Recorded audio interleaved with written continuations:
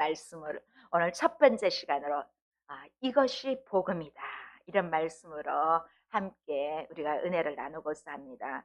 여러분, 하나님의 말씀인 성경이 이거 모두 몇 권이죠? 한 권?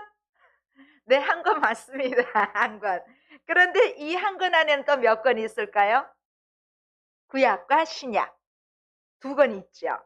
또 좀 더 깊게 들어가면 이 안에는 여러 저자들이 쓰여져서 함께 써내려간 성경이 66권이 있습니다.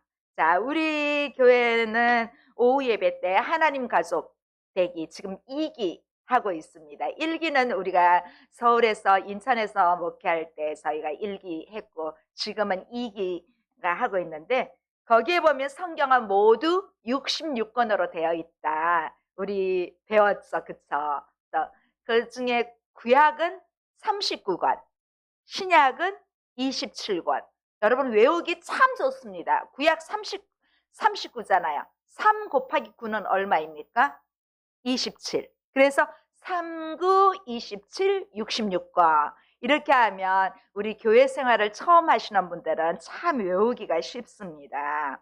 자, 그런데 이제 이 마가복음은 신약이잖아요. 이 신약은 잠깐 보면 신약 성경은 복음서가 4권이 있어요. 그리고 역사서가 1권, 사도행전이 있습니다. 그리고 서신서가 21권이 있어요. 그리고 예언서인 요한계시록이 있습니다. 특히 이 4권의 복음서 중에서 요한복음을 제외한 나머지 마태, 마가, 누가복음은 공통된 관점에서 기록했다고 해서 공관복음이라고 그렇게 또 불리기도 합니다. 이 사복음서는 4명의 저자가 자신만의 관점으로 예수님을 소개하고 있습니다. 그래서 특히 이 마태복음은 왕으로 오신 예수님을 소개하고 있어요. 오늘부터 우리가 나눌 마가복음은 종으로서 오신 예수님을 소개하고 있어요. 또 누가복음은 인자로 오신 예수님. 우리가 사복음서 중에 맨 먼저 했던 요한복음은 신으로 오신 예수님의 모습을 그렇게 서술하고 있습니다. 왜 예수님 한 분을 가지고 각각 다르게 표현했냐면 그 사역했던 대상이 달랐기 때문입니다. 특히 마태는 유대인들을 대상으로 사역했기 때문에 왕으로 오신 예수님을 강조했습니다. 또 마가는 이 지배 계급이었던 로마인을 대상으로 했기 때문에 인간을 섬기려 오신 그 종의 모습으로 예수님을 강조했습니다. 그리고 또 누가는 헬라인을 대상으로 했기 때문에 좀 철학적인 관점에서 예수님의 인성을 강조했습니다. 자, 마가복음의 저자는 베드로의 통역자였던 마가입니다. 이 초대교회는 마가가 이 본서 마가복음을 저자로서 기록했음을 증명하고 있습니다. 이 마가는 베드로의 통역자가 되었기 때문에 예수님께서 하신 말씀을 이 행적과 뭐 이 좀 그 예수님이 가신 이 행적을 순차적으로 그렇게는 기록하지는 못했지만 그래도 이 마가가 자신이 기억하고 있는 것을 아마 정확하게 이 마가복음을 통해서 우리에게 보여주고 있습니다. 이 마가복음은요, 이렇게 마가복음에 이렇게 정말 생생한 이야기들이 많이 있는데 이 복음서 중에서 이 목격자의 증언들을 담고 있음을 보여주고 있습니다. 이 마가는요, 원래 본명이 마가 요한이에요. 여러분 사도행전에 보면 마가 요한의 다락방 나오죠. 바로 그 마가 요한이에요. 그래서 이 마가 요한의 엄마 이름은 마리아예요. 예수님 모친하고 이름이 똑같죠. 우리도 보면 이름이 같은 이름이 있잖아요. 많아요. 미국에도 보면 피터 되게 많잖아요. 피터, 데이비드 이름 많잖아요. 뭐 우리 하은이 이름 지을 때만 해도 하은 거의 없었거든요. 그 이후로 하은이 나타나고 있더라고요. 그런 것처럼 우리나라나 세계 어디나 이 공통된 이름이 있어요. 이 마가 요한의 모친의 이름도 마리아예요. 그래서 예수님이 이제 승천하신 이후에 마가 요한의 다락방에서 많은 제자들이 모여서 거기서 기도하고 집회도 했습니다. 또 이렇게 성경의 그 골로새서에 보면 이 바나바의 사촌으로도 나와 있습니다. 이 바나바는 사도 바울을 있게끔 해준 그러한 사람이에요. 그래서 같이 전도 여행을 갔는데 바울이 전도 여행 1차 때 이 마가 요한이 따라갔는데 뭐가 좀 안 맞았어. 그래서 불평불만하다가 되돌아갔어요. 그런데 나중에 이후에 다시 바울과 이 베드로를 도왔던 그러한 사람입니다. 자, 저는 이제 우리 교회를 개척하면서 주일마다 이 사복음서를 했었어요. 그러면서 중간중간 짧은 신구약 성경도 다루었습니다. 지난 3주 같은 경우는 이 마가복음 들어오기 전에 하박국을 다룬 것처럼 이렇게 신약과 구약의 뭐 3장 미만의 이런 성경들도 중간에 한 6권 다룬 것 같습니다. 6권 다뤘고 그래서 이 마가복음은 보면 다른 복음서보다 장수는 좀 작아요. 16장까지 돼 있어요. 그런데 16장까지 되어 있지만 예수님의 행적에 대해서는 참 길어요. 길어요. 그래서 이 마가는 또 다른 마태복음과 누가복음하고 다르게 예수님의 탄생을 생략해 버렸어요. 예수님의 탄생이 없어요. 그래서 우리가 지난번 본 마태복음 보면 1장에 예수님의 계보를 소개한 것이 창세기의 계보처럼 예수 그리스도를 통하여 하나님의 뜻이 실현되고 있음을 보여주는 그러한 장치라고, 성경의 장치라고 볼 수 있습니다. 그런데 오늘 이 마가복음 1장도 보면요, 창세기 1장과 두 가지 좀 유사한 점이 있습니다. 먼저 표제에 있는 1절을 한번 다시 볼까요? 이 마가복음 1장 1절은요, 마가복음의 총 주제와도 같습니다. 한 번 더 읽어볼까요? 하나님의 아들 예수 그리스도의 복음의 시작이라. 자, 하나님의 아들 예수 그리스도의 복음의 시작이라. 자, 이 뭐가 똑같냐면요, 첫 번째는 창세기와 마가복음은 태초, in the beginning으로 이렇게 시작을 됩니다. 시작, the beginning 이러한 단어로 시작했어요.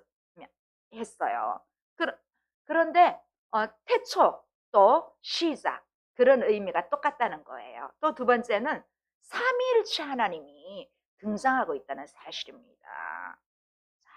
우리말 성경은 하나님의 아들 예수 그리스도의 복음의 시작이라 이런 순서로 되어 있지만 이 헬라어 원문에는 우리말 성경에서 시작으로 했을 땐 아르케라고 시작하고 있는데 이 단어는 태초, 본질을 의미합니다. 그러면 무엇에 대한 첫 시작, 태초로 한 것인지에 대해서 마가는 그 시작이 복음이라고 합니다. 복음이 첫 시작인 것으로 서술하고 있습니다. 여러분, 그 복음은 기쁜 소식 우리 다 잘 알고 있습니다. 그런데 이 기쁜 소식은 예수님이 기쁜 소식이 돼야 되는데 우리에게는 기쁜 소식들이 다 상황에 따라 좀 다릅니다. 지금 아직까지 이제 내년 1월 20일이 되면 코로나가 만 3년이 되거든요. 지금 거의 35개월째 이렇게 코로나가 우리와 함께 생활을 하고 있습니다. 코로나로 인해서 생활고에 정말 어려운 직장인들에게는 월급 인상, 뭐 승진 이런 것이 복음이 될 수 있습니다. 또 정말 아이를 간절히 기다리고 있는데 아이가 안 생기는 집에는 그 아이가 생기는 임신 소식이 복음이 될 수도 있습니다. 또 불치병으로 정말 생명을 언제 어떻게 될지 모르는 사람들에게는 새로운 신약이 개발되는 것이 그들에게는 복음이 될 수가 있습니다. 그런데 이 마가는 이러한 개인적인 차원을 뛰어넘어서 인간에게 있어서 가장 근본적인 복음의 시작을 바로 예수 그리스도의 복음이라고 그렇게 선포하고 있습니다. 바로 이 예수님이 그리스도, 메시아로 인류에게 있어서 기쁜 소식의 첫 시작이라고 이 마가는 마가복음 1장 1절에서 선포하고 있습니다. 이 나사렛 예수라는 젊은 청년이 어떻게 인류의 메시아가 될 수 있는가에 대해서 마가는 예수님이 바로 하나님의 아들이기 때문에 가능하다고 밝히고 있습니다. 우리에게 복음은 이제 다른 것에 있으면 안 됩니다. 우리가 바깥 사회에서 높은 지위나 명예 이런 것도 중요하지만 그것이 우리에게 복음이 되어서는 안 됩니다. 그것이 먼저 기쁜 소식은 될 수 있지만 우리 생애에 있어서 기쁜 소식, 복음이 되어서는 안 됩니다. 우리에게 복음은 오직 예수 그리스도가 우리에게 복음이 되어야 합니다. 바로 하나님의 아들 예수 그리스도, 이 짧은 문장이 우리 인생의 복음이 되어야 된다는 사실입니다. 자, 이렇게 마가복음의 저자인 마가는 예수님이 하나님의 아들 그리스도시라고 증거하고 있습니다.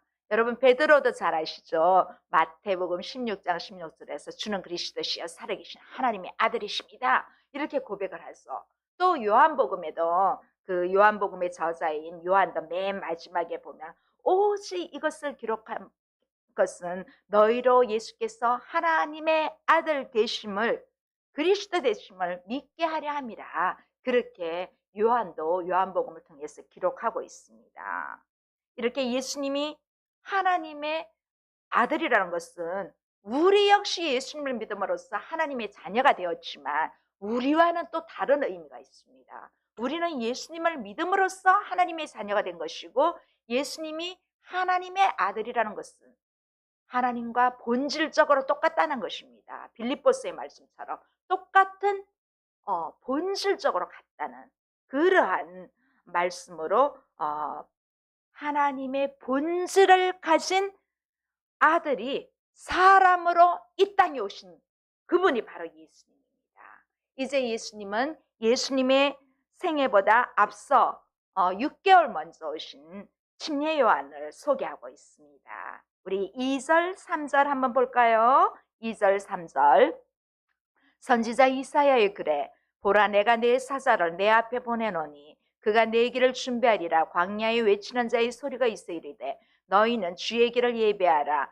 그의 오실 길을 곧게 하라. 기록된 것과 같이. 자, 여기 2절 말씀을 보면 선지자 이사야의 글을 인용한 것이라고 되어 있지만 사실 이 말씀은 이사야 40장 말씀과 함께 출애굽기 23장에 말씀이 좀 합성되어 있다고 보면 좋겠습니다. 보라, 내 사자를 내 앞에 보내노니.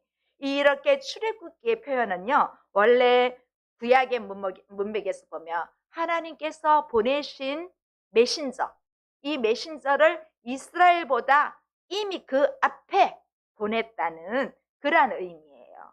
또 구약에서 여호와의 길이 나와요. 근데 오늘 여기 마가는 뭐라고 합니까? 이 여호와의 길을, 주의 길을 준비하라. 이렇게 주의 길로 보고 있습니다.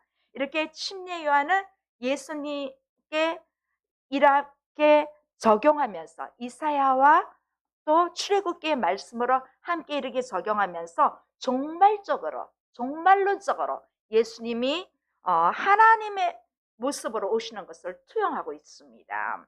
자, 그 비슷한 예로 마태복음 우리 봤죠. 마태복음에도 예수님이 우리와 함께 계신다는 말씀으로 1장 23절에 임마누엘로 표시하고 있죠.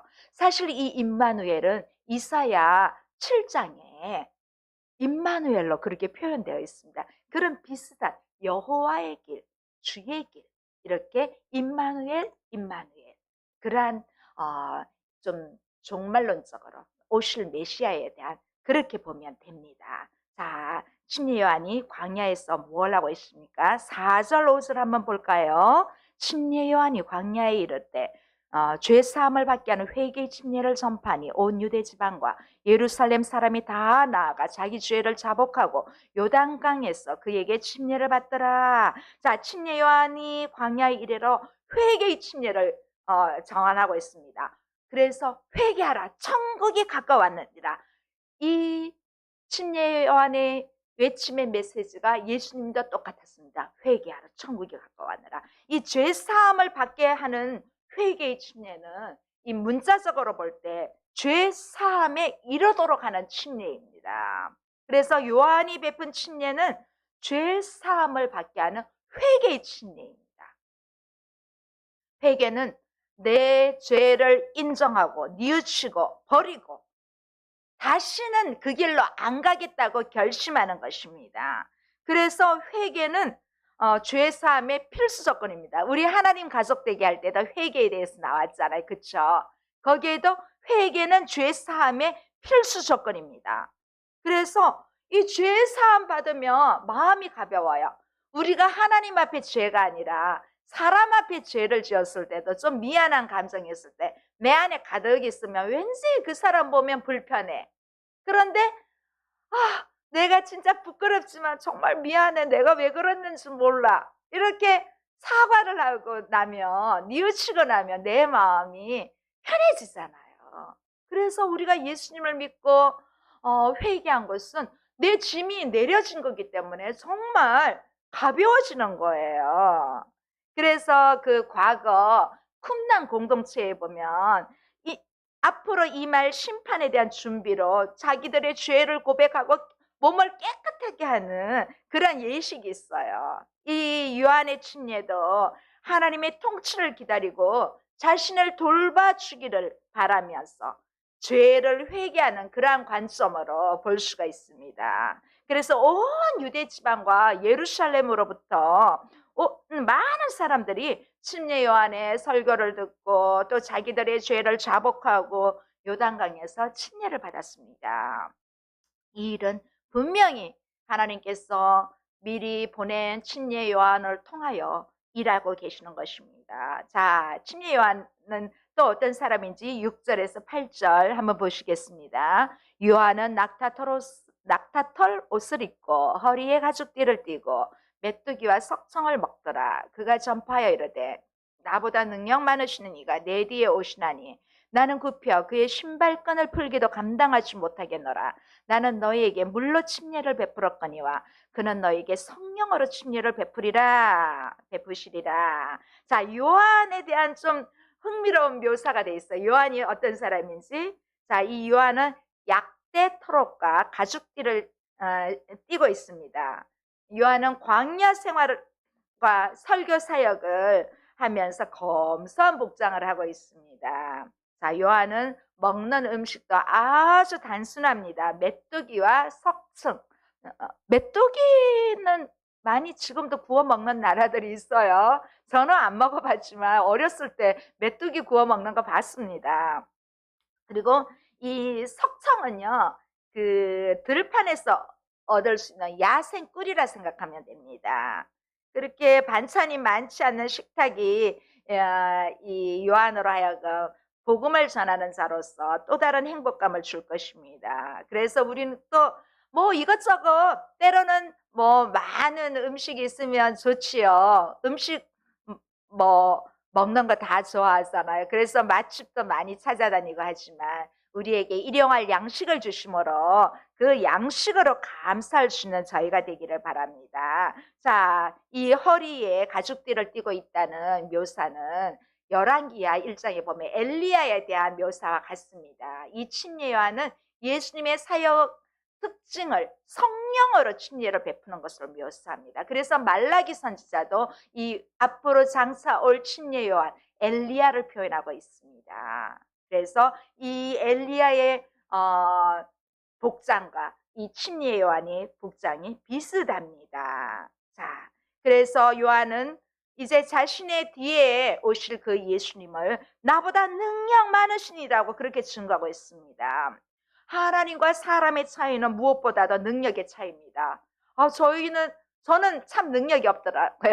어떤 때는 컴퓨터 하나 뭐 기능적인 면에서 이상이 있을 때도 이게 마음대로 안 될 때가 있어요. 그런 작은 것 하나도 이렇게 능력 부족이 많이 있습니다. 자, 그런데 이 하나님의 능력은 무한하시고 전지전능하신 그 하나님이십니다. 그래서 요한복음에서도 요한은 메시아께서 신적 권능을 가지신 신의 모습으로 그렇게 묘사를 하고 있죠.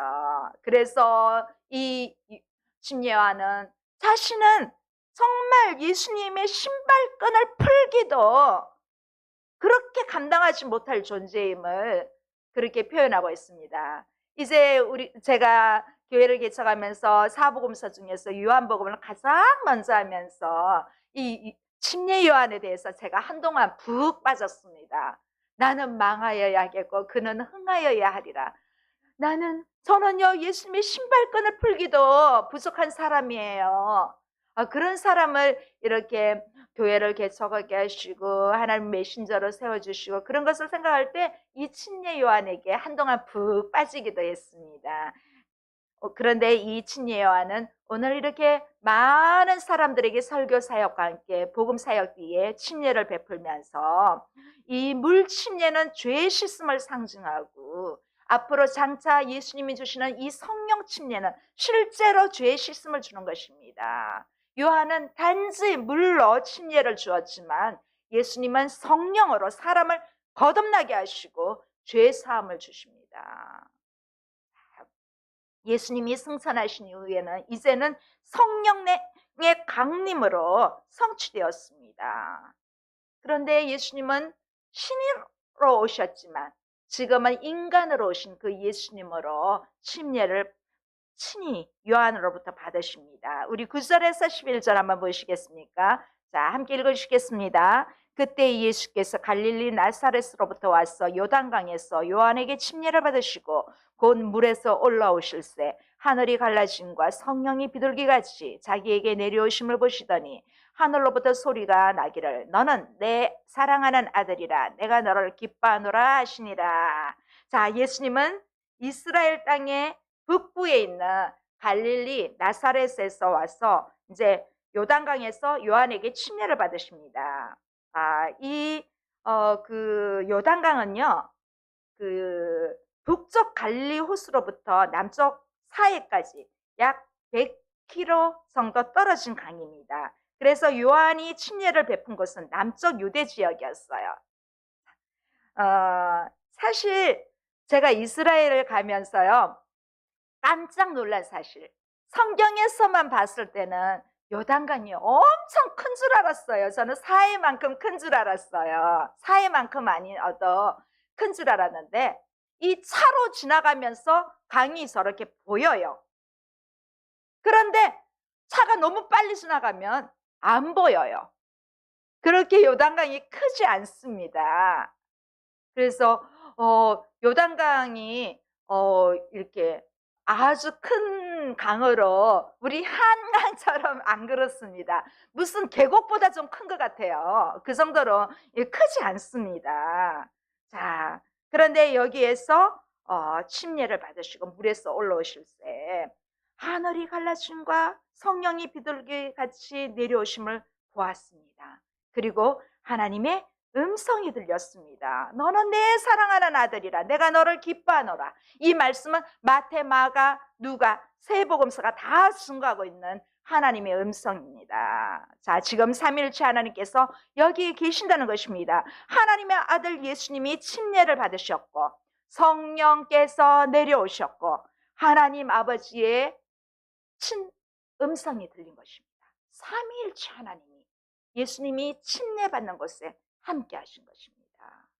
자, 예수님이 요한에게 침례를 받으신 것은 세상 죄를 지고 가는 하나님의 어린 양으로 우리의 죄를 짊어지실 어린 양, 대속 제물로 예수님은 친히 신이시면서도 침례를 받으신 것입니다.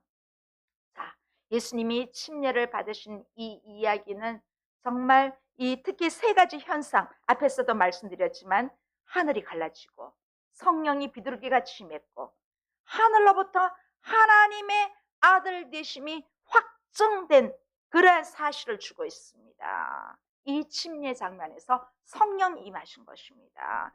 이렇게 성령은 마지막 때 이제 주님의 백성들에게 임할 것이라고 예수님께서 말씀하셨기 때문입니다. 그런데 오늘 우리가 처음으로 마가복음 1장을 오늘 스타트했죠. 마지막 마가복음 16장 마지막에 보면요, 예수님이 처형당하는 그때 로마군 백부장에 의해서 정말 저분은 하나님의 아들이시다 하고 그 고백이 다시 한번 나옵니다. 자, 예수님은 시험 받을 일이 전혀 없으신데도 우리 예수님도 시험을 받으십니다. 자, 있습니다. 12절에서 13절 우리 함께 보시겠습니다. 시작. 성령이 곧 예수를 광야로 몰아내신지라 광야에서 40일을 계시면서 사단에게 시험을 받으시며 들짐승과 함께 계시니 천사들이 수종들더라. 자, 예수님이 시험 받으시는 곳에 이 마가의 묘사는요, 마태복음이나 누가에 비해서 좀 간략합니다. 이 마가는 좀 이 마가가 표현한 묘사 한 가운데 보면 눈에 띄는 것이 예수님이 광야에서 누구와 함께 있다고요? 들짐승들과 함께 계신다고 표현하고 있습니다. 이사야의 이 말씀이 있어요. 이사야에서 보면 하나님의 종말론적인 통치의 회복이라는 그러한 그림을 이 예수님이 시험 받으시는 이곳에 보여주고 있습니다. 자, 그래서 이 마가는요, 자신의 복음서 시작에서 광야에 들짐승들과 함께 평화롭게 공존하고 있는 예수님의 모습을 보여주고 있습니다. 여러분, 사막에 샘이 넘쳐 흐르리라, 이 찬양이 이사야서와 여기에서 이 말씀이 있는 것입니다. 그래서 마가는 이러한 묘사를 통해서 예수님이 구약에 예언한 대로 하나님의 통치를 이 땅에 가져오시는 분이라는 것을 보여주고 있습니다. 자, 광야는 거칠고 사실은 들짐승이 있기 때문에 들짐승이 사람을 해칠 수도 있습니다. 온갖 위험이 있는 곳입니다. 특히 마귀의 시험이 있는 그런 곳입니다. 근데 마태복음에 보면 예수님이 40일 동안 금식하셨잖아요. 얼마나 배가 고파요. 우리는 하루만 한 끼만 뭐 안 먹어도 배고픈데 그런 가운데 이 사탄이 시험을 했잖아요. 하나님은 사탄에게 시험을 받을 수가 없어요. 그런데 인간으로 오신 예수님은 시험을 받으신 것입니다. 자, 우리가 사는 이 세상은 정말 광야와 같습니다. 그래서 우리가 사는 이 세상은 마귀들이 들썩거리고 있습니다. 여러분, 우리 주변, 내 주변에만 해도 마귀들이 들썩거리고 있습니다. 나는 이렇게 하고 싶은데 그렇게 하지 마. 항상 방해꾼으로 우리를 틈타고 있어요. 그런데 예수님께도, 인간으로 오신 예수님께도 이렇게 틈탔습니다. 자, 이제 예수님은 갈릴리의 사역이 시작되고 있습니다. 요한이 이제 사역을 끝내고 나니까 예수님이 사역이 시작됩니다. 14, 15절 볼까요? 요한이 잡힌 후 예수께서 갈릴리에 오셔서 하나님의 복음을 전파하여 이르되 때가 찼고 하나님의 나라가 가까이 왔으니 회개하고 복음을 믿으라 하시니라. 자, 이제 마가 요한이 감옥에 갇힌 뒤 예수님께서 이제 갈릴리에 오셔서 하나님의 복음을 선포한 것으로 이렇게 성경을 기록하고 있습니다. 자, 예수 그리스도의 길을 예비한 침례 요한은, 주님이 오실 길을 예비한 침례 요한은 이제 그 사역이 끝났어.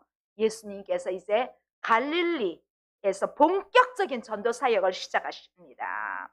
이 갈릴리는 이스라엘 땅의 북부 지방이고 예루살렘은 남쪽에 있습니다. 정말 갈릴리의 추억이 너무 좋습니다. 저의 카톡 불사에 보면 이렇게 중간중간 찾아보면 갈릴리 바닷가가 있습니다. 밤에 낮에는 그렇게 잔잔한 갈릴리도 밤에는 막 휘몰아칩니다. 그래서 머리카락이 막 날려가는 그런 기억이 너무 좋습니다. 또 가고 싶습니다. 자, 이제 예수님의 공적인 전도 사역은 예루살렘이나 유대 지역이 아니고 갈릴리 지방에서 시작되었습니다.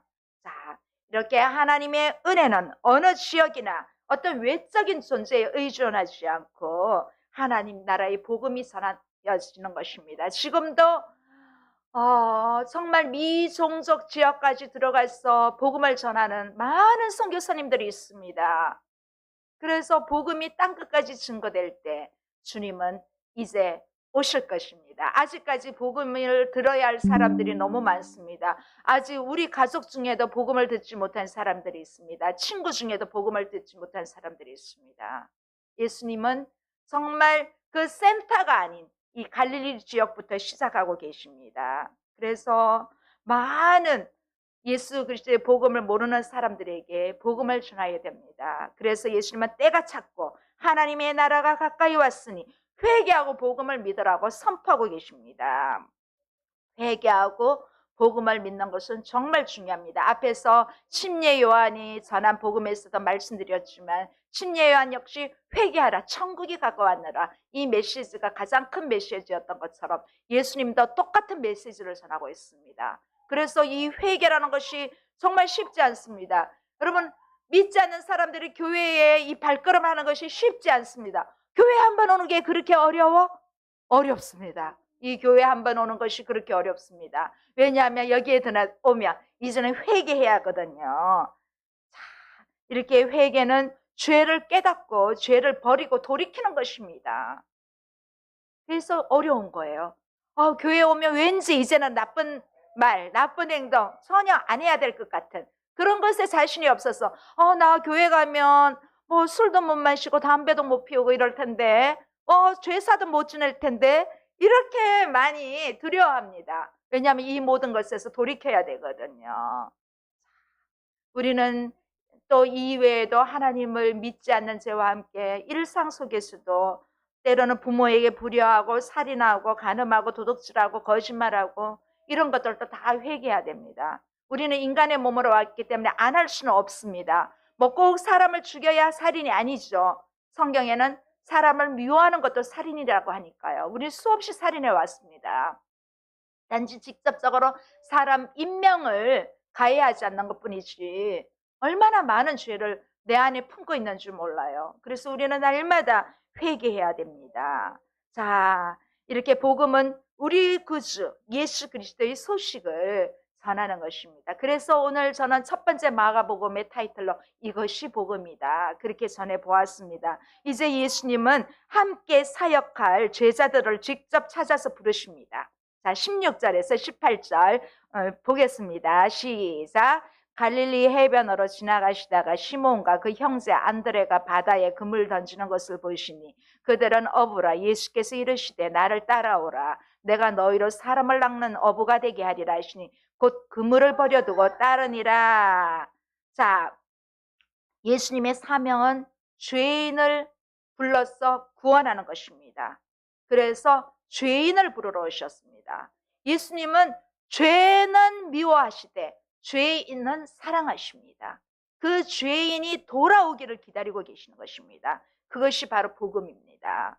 자, 하나님 나라의 도래를 통해서 무엇인가 예수님은 대단한 일을 시작하시는 것이 아니라 침례를 받으신 후에 이제 갈릴리로 건너오셔서 제자들을 직접 초이스하십니다. 직접 부르십니다. 자, 예수님은 갈릴리 어부들에게 나를 따라오라 그렇게 말씀하십니다. 자, 왜냐하면 전도자는 제자는 예수님을 바로 알고 예수님 말씀을 알아야 되기 때문에 따라오라고 부르고 계십니다. 우리도 예수님께서 부르신 제자입니다. 우리도 바로 알아야 됩니다. 하나님의 말씀을 바로 알고 바로 행할 때 이단이 와도 우리 속지 않습니다. 어제 교회 일하다가 다이소에 뭐 살 일이 있어서 가는데 스타벅스 앞에 신천지들이 깔고 있더라고요. 테이블 벌려가지고. 이렇게 이단들도 바쁘게 교회 다니는 사람들, 예수 믿는다는 사람들 다 붙잡고 있습니다. 그래서 하나님의 말씀을 바로 알지 못하면 다 붙들려 가요. 그 사람들한테. 그래서 우리도 말씀을 바로 알아야 돼요. 예수님은 먼저 시몬과 그의 형제 안드레를 부릅니다. 사실은 안드레를 먼저 불렀습니다. 안드레를 불러서 안드레가 가보자 하고 그의 형 베드로를 불렀습니다. 자, 이 두 형제는 갈릴리 어부로 나름 이 방면의 베테랑입니다. 여러분, 어부라 하니까 좀 못 배우고 무식한 사람들이 하는 잡으로 생각할 수도 있는데, 그런데 이 당시에는요, 팔레스타인에서는 이 어업을 매우 중요한 산업이었어요. 그래서 이러한 어업에 종사하는 직종들은 아주 인기 있는 잡이었어요. 그런데 이들은 예수님이 나를 따라오라, 내가 너희를 사람 낚는 어부가 되게 하리라 했더니 모든 그물을 버려두고 예수님을 따랐습니다. 예수님은 다시 좀 더 가까이 가시다가 두 제자를 부르셨습니다. 자, 오늘 마지막 말씀입니다. 19절 20절 함께 보시겠습니다. 조금 더 가시다가 세베대의 아들 야고보와 그의 형제 요한을 보시니 그들도 배에 있어 그물을 깁는데 곧 부르시니 그 아버지 세베대를 품꾼들과 함께 배에 버려두고 예수를 따라가니라. 할렐루야. 이 고기 잡는 베드로와 안드레 형제를 먼저 부르고 난 뒤에 그들의 또 다른 친구인 세베대의 아들 요한과 야고보를 불렀습니다. 자, 오늘 이 앞에 두 제자처럼 세베대의 두 아들도 이 품꾼들과 함께 배를 버려두고 부모도 버려두고 예수님을 따르는 이러한 일이 있습니다. 정말 우리는 제자로서 다 두고 떠나는 존재가 되어야 합니다. 예수님이 부르신 곳으로 나아가 부르신 예수님과 동행하는 존재가 바로 제자입니다. 예수님 시절 예수님의 이 네 제자, 오늘 첫 번째 부른 두 번째 부른 이 두 형제 뿐만 아니라 오늘 이 시대에 우리는 주님의 제자로 부름받았습니다. 주님이 부른 곳에 부름받아 나서니 몸 어디든지 가오리다 해야 되는데 요즘은 뭐라고 하는지 아십니까? 부름받아 나서니 몸 골라서 간답니다. 골라서. 우리는 어디든지 갈 수 있는 주님과 동행하는 그러한 제자가 되어야 합니다. 자, 이제 그 주님의 제자로 우리는 전도하러 나가야 됩니다. 자, 지옥 갈 영혼들을 주님께 구원하는 일이, 예수를 믿고 구원받는 일이 세상에서 가장 귀하고 중요한 일입니다. 그래서 전도는 교회 최대의 임무요 사명입니다. 저도 학교 앞으로 가고 또 공원으로도 가고자 합니다. 자, 이웃에게 내 자신이 복음이 되도록 여러분 착한 행실, 오늘 이제 2022년 슬로건 한 20일밖에 남지 않았습니다. 이제 다시 한번 나의 착한 행실로 통하여 내가 복음이 되었어, 복음의 메신저로서 나아가는 저와 여러분이 되시기를 주님의 이름으로 소원합니다. 함께 기도하시겠습니다. 좋으신 하나님 감사합니다. 오늘 거룩한 주일에 우리가 주님 앞에 예배자로 먼저 설 수 있도록 은혜를 주시니 감사합니다. 하나님, 정말 하나님의 아들 예수 그리스도가 바로 복음이라는 것을 우리가 먼저 믿게 하시고 이 복음을 믿지 않는 사람들에게 이제 나아갈 수 있도록 저들이 이 사명을 제자로서 나아가는 저들이 될 수 있도록 은혜를 베풀어 주시옵소서. 예수님 이름으로 기도드립니다.